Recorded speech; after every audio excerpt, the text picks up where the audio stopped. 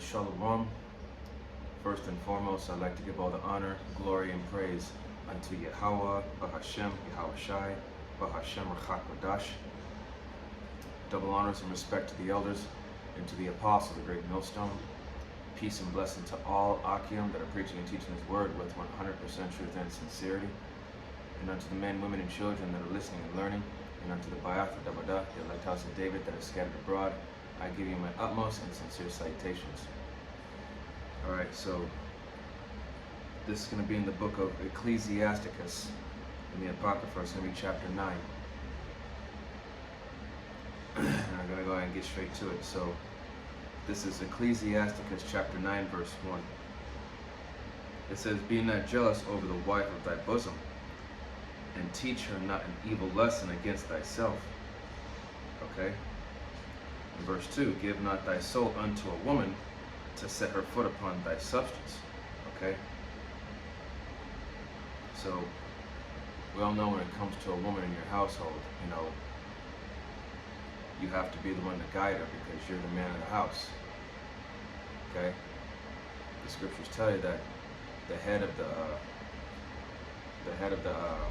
house is the man. Okay, the head of the woman is the man. All right, and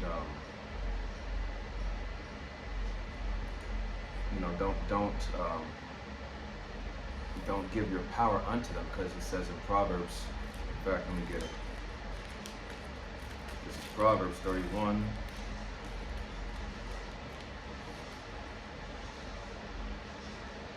Proverbs 31, verse 3, and it says, "Give not thy strength unto women, nor thy ways that which destroy kings." Okay? So, yeah, man, women have the power to destroy men. They really do. Okay? And don't teach her things that could, that she could use against you. Verse 3, "Meet not with an harlot, lest thou fall into her snares." Okay? Verse 4, "Use not much the company of a woman that is a singer, lest thou be taken with her attempts." Okay? And we know that the majority of the women here in Babylon, they're harlots. Right? And don't fall for her traps. Don't fall for her how can I put it? Her ways that she could use to ensnare you. Like it says here in verse 4, use not much the company of a woman that is a singer, lest thou be taken by her with her attempts, like her crocodile tears, her pleas. Don't fall for the woe is me, all the crying and all that. No. Because that's her way of singing to get you to, that's part of her enchantments, to ensnare you. Okay, you can't fall for that. Bending the knee or having a soft spot for that stuff. Verse 5, "Gaze not on a maid, that thou fall by those things that are precious in her." And it says, verse 6, "Give not thy soul unto harlots, that thou lose not thine inheritance." Okay? So, gaze not on a maid, that thou fall not by those things that are precious in her. So, again, that the scriptures say, not to stumble at a woman's beauty. Okay? Because women, they know what men want, and of course, so on and so forth, but that's the thing. That's what they use against you. You can't fall for that. Okay? Because as the scriptures say in 1 Esdras, the 4th chapter, it says that many men have ran out of their wits for women and have become servants for their sake. And it says, "Give not thy soul unto harlots, that thou lose thine inheritance." Yes. Yeah, man, you can't let women have that power over you, or nor can you give them any leeway to have that control. Okay? And a lot of men here in this society are nothing but a bunch of fucking simps. They like having their nutsack stomped on. They love that shit because they're weak. They can't stand up to a woman. They would just rather please her so she's happy and let her have her way. Just so they don't have to, just so that they can avoid the conflict or an argument. Verse 7. Look not round about thee in the streets of the city, neither wander thou in the solitary places thereof. Okay, so that right there is saying, don't, have a purpose. Always know where you're going, know what you're doing. Don't just wander aimlessly. Okay, have purpose in mind. Okay, stay purpose driven. Have that mentality, that mindset. Verse 8, it says, turn away thine eye from a beautiful woman, and look not upon another's beauty. For many have been deceived by the beauty of a woman. For herewith love is kindled as a fire. So there you go, man. Beauty is only skin deep. I don't care how beautiful a woman is. You have to find out where her head is at.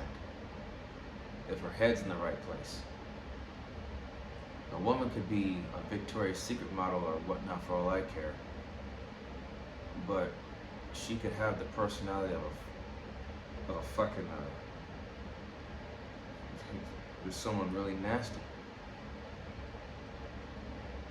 Verse 9, sit not at all with another man's wife, nor sit down with her in thine arms, and spend not thy money with her at the wine, lest thine heart incline unto her, and so thorough thy desire thou fall into destruction. Okay?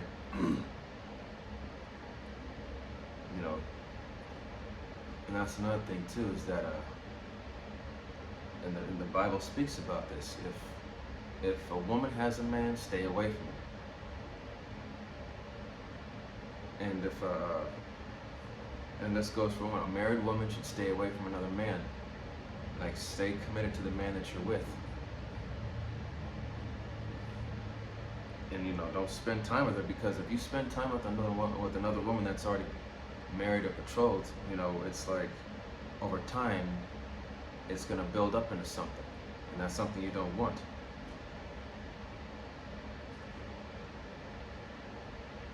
Okay, because that shit, because those who commit adultery, we all know the punishment for that. It's death. In verse 10, forsake not an old friend, for the new is not comparable to him. A new friend is as new wine. When it is old, thou shalt drink it with pleasure. So forsake not an old friend, because you cannot, as they say, like that old saying, you never know what good you have until it's gone. So forsake not an old friend, a friend that's been there with you, knows you, and you know them inside and out. They've always been there with you and for you when you needed them most. And to forsake them like that, that's your loss. And then a new friend comes along, you can't compare with the old friend, because you don't have that bond like you did with the old one. You don't know them like that, and vice versa. Verse 11, envy not the glory of a sinner, for thou knowest not what shall be his end. So just because all these people, it seems like they're popular, or they have a spotlight, or they're always getting all the attention, okay, cool, fine and dandy.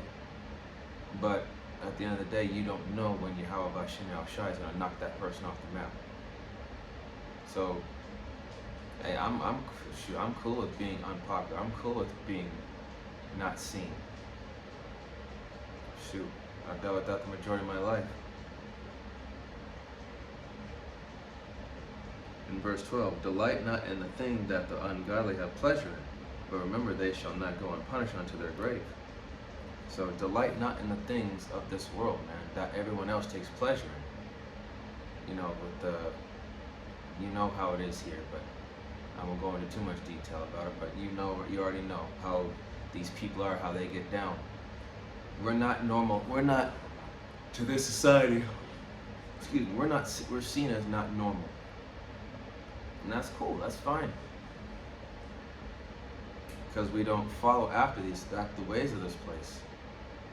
We are not of the world, in the book of John, chapter 15 or 14. So, in verse 15, or verse 13, it says, "Keep thee far from the man that hath power to kill, so shalt thou not doubt the fear of death. And if thou come unto him, make no fault, lest he take away thy life presently. Remember that thou goest in the midst of snares, and that thou walkest upon the battlements of the city." So, never trust the enemy. In fact, in this day and age, trust no one, because you just don't know. When push comes to shove, you don't know what that person is thinking. You don't know what they're going to do. And hell, some people could be just using you for the occasion until they get what they want in the end. So you gotta watch people. You gotta watch who you're dealing with. You gotta watch what you say to people. And nowadays, people are on edge. Verse 16. Verse 14. It says, "As near as thou canst guess at thy neighbor, and consult with the wise." 15. "Let thy talk be with the wise, and all thy communication in the law of the Most High." And the scriptures say, be. Let me see if I can find it. Salakia. It's in it's in Thessalonians. Let me see.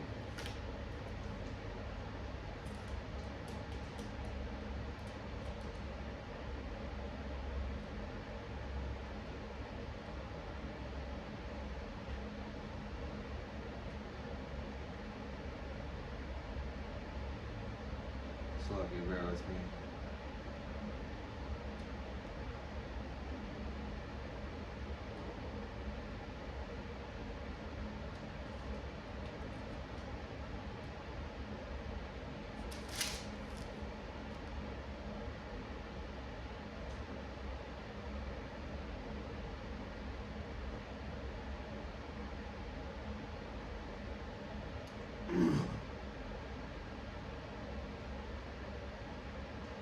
Salakia, bear with me for a second.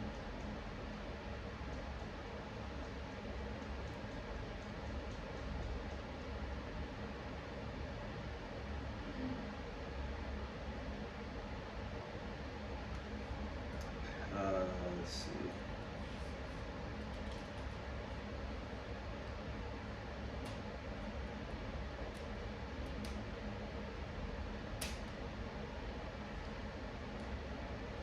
Okay, Salakia. This is Second Thessalonians. No, let me see. Yeah, First Thessalonians chapter 5, verse 22. It says, "Abstain from all appearance of evil." Okay, going back to Ecclesiasticus chapter 9, starting at verse 14. "As near as thou canst guess at thy neighbor, and consult with the wise." In verse 15, "Let thy talk be with the wise, and all thy communication in the law of the Most High." See, and that's part of abstaining from all appearance of evil. That even in communication, your actions, your deeds, and it says right here.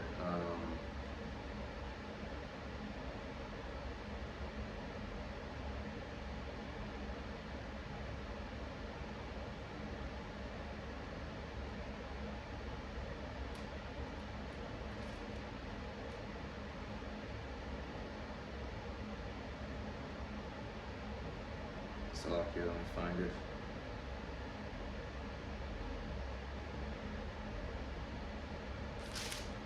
Oh boy.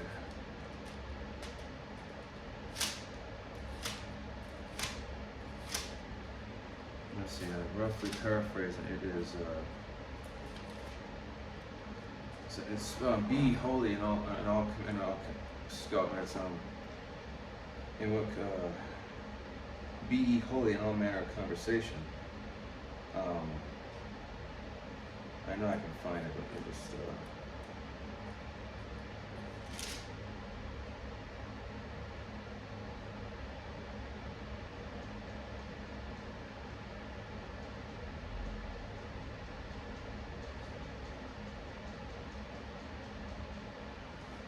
it'll come to me. Just give me.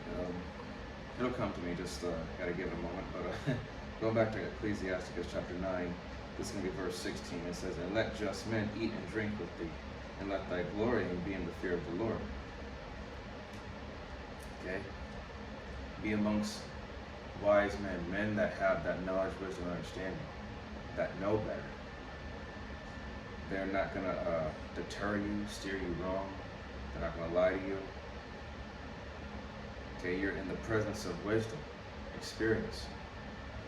Verse 17, "And for the hand of the artificer, the work shall be commended, and the wise ruler of the people for his speech." And what is an artificer? A skilled craftsman, an artist. Just like how there's art in everything. Art imitates life. There's art in how you speak. There's art in how you draw, build things, martial arts, and all that. There's art in everything. And like it says, "For the artificer shall be commended for his work, and the wise ruler of the people for his speech." Okay? Because the wise ruler, people will take heed to his word, and they'll appreciate it. Just like how they appreciate the artificer, the skilled craftsman for his work. Verse 18, "And a man of an ill tongue is dangerous in his city, and he that is rash is in his talk shall be hated." So remember, because life and death are in the power of the tongue, man. It can be used for either good or bad. So that's another thing too, is you gotta watch what you say. Because you just don't know how people are going to react to what you say and how you say it. That's why another thing they say say what you mean what you say, but don't be mean about it.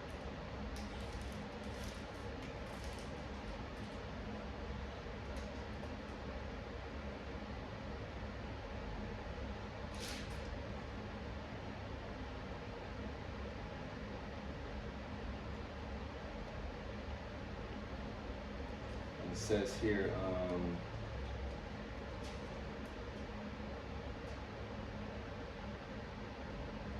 this is Ephesians chapter 4, verse 31. And it says, actually, I'm starting at verse 29. And it says, "Let no corrupt communication proceed out of your mouth, but that which is good to you, to the use of edifying, that it may minister grace unto the hearers." Verse 30, "And grieve not the Holy Spirit of the Most High, whereby ye are sealed unto the day of redemption." 31, "Let all bitterness and wrath and anger and clamor and evil speaking be put away from you, with all malice." There you go. You have to get rid of that carnality that's in your mind and replace it with that spirituality. Because to be carnally minded is death. Okay, and we're not carnal-minded people. We're not carnal-minded people. Okay.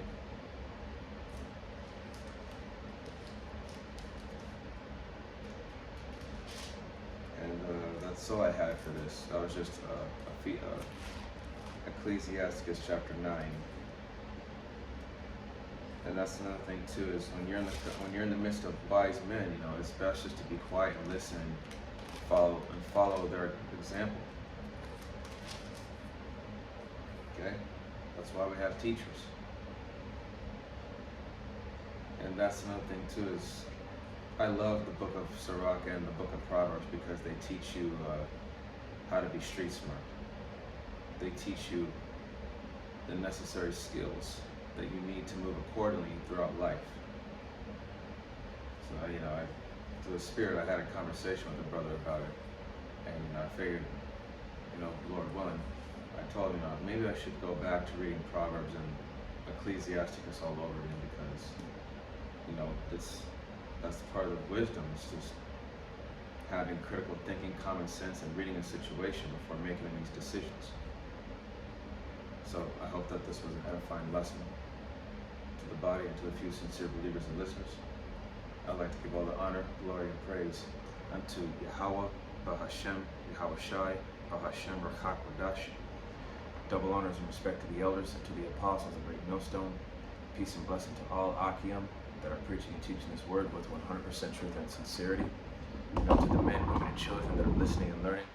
And unto the Bayatha Dabada, the elect house of David that is scattered abroad, I give you my utmost and sincere salutations. See you in the next lesson, Lord willing. Kwam Yasharala, Wa Abad Babal, Shalom, Barakatam.